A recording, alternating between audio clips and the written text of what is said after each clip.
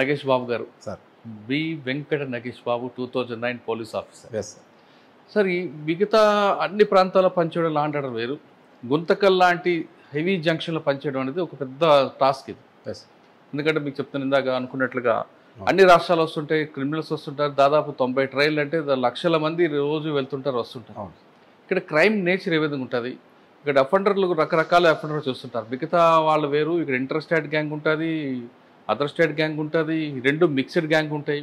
అన్నిటికన్నా ఇంపార్టెంట్ వీళ్ళు ఒక ట్రైన్ పాస్ అవుతున్నప్పుడు ఆ ట్రైన్ ఆపడానికి ఒక ట్రాక్కి మధ్యలో గ్యాప్లో కాయిన్ పెడతారని తెలుసుంటుంది. ఆ కాయిన్ పెట్టితే ట్రైన్ ఎందుకు ఆగుతుంది, అటువంటి వాళ్ళని పట్టుకోవడానికి మీరేం చేస్తారు? పక్క రాష్ట్రాలకు వెళ్తున్నప్పుడు అక్కడ ఎదురైన టాస్క్కి ఛాలెంజ్ ఏంటి? ఈ ప్రశ్నలకు సమాధానం చెప్పే ముందు బి వెంకట నగేష్ బాబు గారు బై ఛాన్సా బై చాయిస్ అంటే యూనిఫామ్ వేసుకోవడానికి? బై చాయిసే సార్. ఆ చాయిస్తో పాటు మీ కుటుంబ నేపథ్యం అసలు చెప్పండి. Yes sir. మా కుటుంబ నేపథ్యము మా ఫాదర్ అండ్ మదర్ ఇద్దరు కూడా కర్నూలులో నివాసులే. వాళ్ళకి 4 పిల్లలు, అందులో మా సిస్టర్ ఎల్డర్ మాకు అందరికంటే. తర్వాత 3 బ్రదర్స్ ఉన్నాం మేము. మా 3 బ్రదర్స్లో మా ఎల్డర్ బ్రదర్ వచ్చేసి ఇప్పుడు పోలీస్ డిపార్ట్మెంట్లో కానిస్టేబుల్గా పనిచేస్తున్నాడు. అవునా? ఎస్. ఎక్కడ? తెలంగాణలో పనిచేస్తాడు. ఏం పేరు? వెంకట నాగరాజు. వెంకట్ నాగరాజు కానిస్టేబుల్గా పనిచేస్తున్నాడు. తెలంగాణ ఎక్కడ? తెలంగాణ సిపిఎల్స్లో పనిచేస్తాడు, సిటీ పోలీస్ లైన్లో పనిచేస్తున్నాడు. పోలీస్ ఫ్యామిలీ మీరు? మా అన్న ఫస్ట్ పోలీస్ డిపార్ట్మెంట్లో రావడం జరిగింది. నెక్స్ట్ నేను అప్పుడు బీఎస్సీ బీఈడీ కంప్లీట్ చేశాను.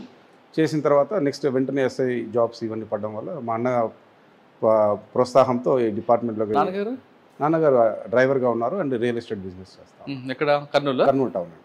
అంటే పోలీస్ చాయిస్ ఎందుకు తీసుకున్నారు మీరు? బీఈడీ అంటే టీచర్ అవ్వకుండా? Sir absolutely. అంటే చాయిస్లో సర్వీస్ ఓరియంటెడ్ ఒకటి సార్. రెండోది జాబ్ ఆపర్చునిటీస్లో ఫ్రెష్గా నోటిఫికేషన్స్ రావడం ఇవన్నీ కూడా అప్పటికప్పుడు ఇంకా అలా వచ్చింది. ప్లస్ రెండోది మంచి అవకాశం ఉంటుంది. ఆల్రెడీ మా అన్న సర్వీస్ చేస్తున్నాడు, గ్రేహౌన్స్లో పనిచేస్తాడు. మేజర్ ఇన్సిడెంట్ బలిమెల ఇన్సిడెంట్ ఒకటి దాంట్లో జస్ట్ అంటే పోవాల్సిన వ్యక్తి పోకుండా పోవడము, అక్కడ గ్రేహౌన్స్లో వాళ్ళు పడే కష్టాలు అవన్నీ చెప్తా ఉంటే కొద్దిగా మోటివేట్ అయ్యాం సార్. 2010లో ఆయన బలిమెల ఇన్సిడెంట్ ఉన్నారా? లేదు సార్. అంటే ఇంకో బ్యాచ్ ఉంది, బిహైండ్ బ్యాచ్లో ఉన్నాడు అనమాట. ఓకే. అప్పుడు అవన్నీ చెప్తా ఉంటే కొద్దిగా అనిపించింది ఛాలెంజింగ్ టాస్క్ ఇవన్నీ కూడా. అంటే మీ అన్నయ్య మీకు role model? Yes, he is my role model sir. He is my role model and he is my mentor, best mentor అంతే. Okay sir. డిపార్ట్మెంట్కి వచ్చారు. ఎస్. 2009 yes right. ట్రైనింగ్ అయిన తర్వాత ఫస్ట్ పోస్టింగ్ ఎక్కడండి? పుట్టపర్తి అర్బన్లో ఇచ్చారు సార్ నాకు పిఎస్ఐగా. అప్పుడు షానవాజ్ కాసిం సార్ ఎస్పీ గారు ఉన్నారు. సార్ దగ్గర రిపోర్ట్ చేశాను నేను. మాకు పుట్టపర్తి అర్బన్ స్వామి సన్నిధిలో ఇచ్చారు. అక్కడ మేము 6 months చేశాను అక్కడ పిఎస్ఐగా. తర్వాత వెంటనే పుట్టపర్తి రూరల్ పక్కనే మాకు ఎస్హెచ్ఓ పోస్ట్ ఇచ్చారు నాకు అక్కడ. నేను అక్కడ 2.5 years పనిచేస్తాను అక్కడ. సార్ 2.5 సంవత్సరాల్లో పుట్టపర్తిలో మెయిన్ ఛాలెంజ్ ఏంటండి? అక్కడ బాబా గారు, అక్కడ దేశ విదేశాల భక్తులు వస్తుంటారు. చిన్న ఇన్సిడెంట్ జరిగిందంటే దేశం మొత్తం, ప్రపంచం మొత్తం కూడా బ్యాడ్ నేమ్ వస్తుంది. అంత ప్రశాంత వాతావరణంలో భక్తులకు ఇబ్బందులు కలగకుండా, లా అండ్ ఆర్డర్ ఇష్యూ జరగకుండా, క్రైమ్ జరగకుండా మీరు ఏం చేశారు? మీకు మెయిన్ ఛాలెంజ్ ఎక్కడ ఏమొచ్చింది? సో ఛాలెంజింగ్ కేసు పుట్టపర్తిలో మెయిన్ ఛాలెంజింగ్ వచ్చేసి పీస్ మెయింటైన్ చేయడము and security of the international tour ఎవరైతే పిల్గ్రిమ్స్ ఉన్నారో వాళ్ళకి సెక్యూరిటీ ఇవ్వడము. అక్కడ మేము పనిచేసిన పీరియడ్లో పెద్దగా ఏం రాలేదు సార్. అంత లా అండ్ ఆర్డర్ ప్రాబ్లం ఏది లేదా సేఫ్టీ ఇష్యూస్ ఏం రాలేదు.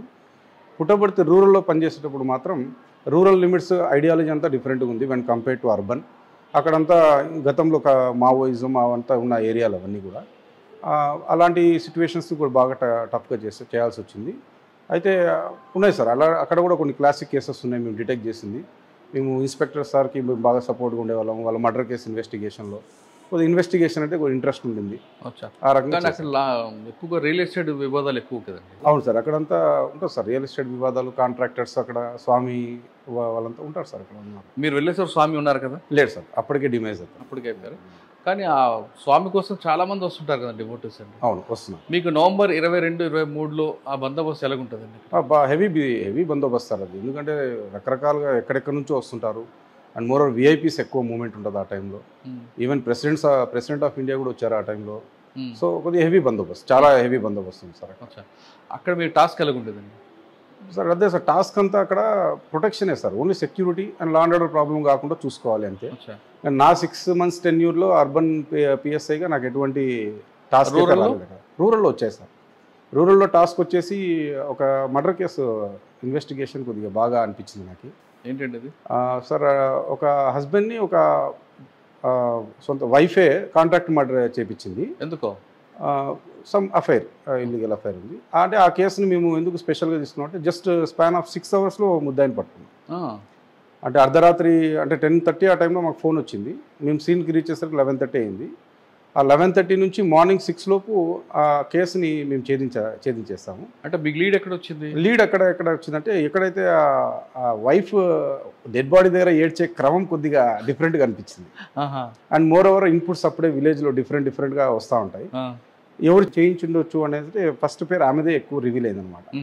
ఈమె ఇక్కడ ఉంది, మరి డెడ్ బాడీ దగ్గర ఏడ్చే విధానం కొద్దిగా డిఫరెంట్గా అనిపిస్తూ ఉంది అనేది కొద్దిగా మేము ఆమెను అక్కడే సీన్లో ఉండి స్ట్రెస్ చేసాము. అండ్ మోర్ ఓవర్ డాగ్స్ వస్తాయి, మీ పని అయిపోతుందని కొంచెం చెప్పడం వల్ల ఆమె ఫంక్ అయిపోయి చెప్పేసింది విషయం.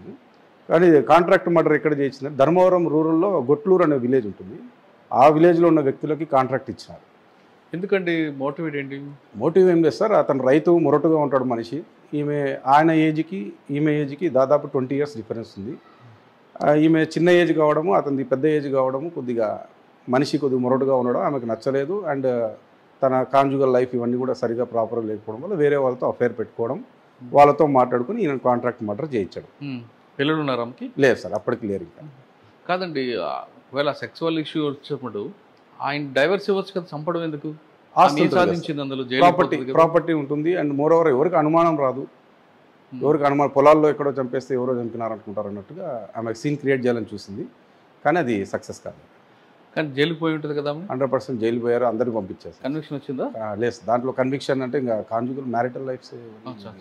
ఓకే, తర్వాత ఎక్కడికి వచ్చారండి సార్? నెక్స్ట్ పుట్టపర్తి రూరల్ తర్వాత నేను నేరు ఎస్బీలో పనిచేస్తాను, అనంతపూర్ డిస్ట్రిక్ట్ ఎస్బీలో. 2014 ఎలక్షన్ సెల్లో పనిచేశాను.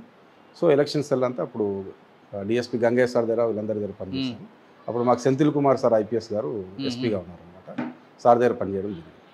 అది అలా జరిగిపోయింది సార్. 2014 అంతా అక్కడ అయిపోయింది. After election next posting Guntakal 1 టౌన్లో వచ్చింది. గుంతకల్ 1 టౌన్లో దగ్గర 3 years పనిచేస్తాను ఇక్కడ ఎస్హెచ్ఓగా. నేనే ఎస్ఐఏ ఎస్హెచ్ఓ అక్కడ. అక్కడ కొన్ని మంచి క్లాసిక్ కేసెస్ చెప్పండి. రిగార్డింగ్ సేమ్ కాంట్రాక్ట్ మర్డరే. సొంత బిడ్డ తల్లిని చంపించడం, అది ఉమెన్ మిస్సింగ్గా మళ్ళీ ఆమెనే వచ్చి కంప్లైంట్ ఇచ్చింది. స్టేషన్కి కంప్లైంట్ ఇవ్వడం, బిడ్డనే వచ్చి కంప్లైంట్ ఇస్తుంది మా అమ్మ కనిపించట్లేదని. తీరా ఆరా తీస్తే అమ్మని సొంత తల్లిని కాంట్రాక్ట్ మర్డర్ చేసి చంపించడం, ఆ శవాన్ని ఇక్కడ గుమ్మనూరు పొలాల్లో పూడ్చడం. దానికి సంబంధించిన లీడ్ మేము ఇన్వెస్టిగేషన్లో చేసుకుంటూ పోతే అది మర్డర్ కేసుగా డిటెక్ట్ కావడం, ఆ బాడీని బయటికి ఎగ్జిబిషన్ చేయించడం, ఆ తర్వాత ఆ ముద్దాయిలందరూ పట్టుకున్నాక వీళ్ళందరికీ కన్విక్షన్ పడింది సార్. 14 సంవత్సరాలు జైలు శిక్ష పడింది, ఇంక్లూడింగ్ కూతురు. ఇది కొద్దిగా మాకు సాటిస్ఫై అయిన కేసు ఇది. ఎందుకంటే ఆమె తల్లిని చంపాలని property sir, main property. 2 daughters ఉన్నారు. 2 daughtersలో ఈ ఎల్డర్ డాటర్ ఎవరినో ఇష్టపడి పెళ్లి చేసుకుంది. యంగర్ డాటర్ వాళ్ళమ్మ చూపించిన మ్యారేజ్ చేయించుకుంది కాబట్టి ఈ రకంగా చేసుకున్నారు.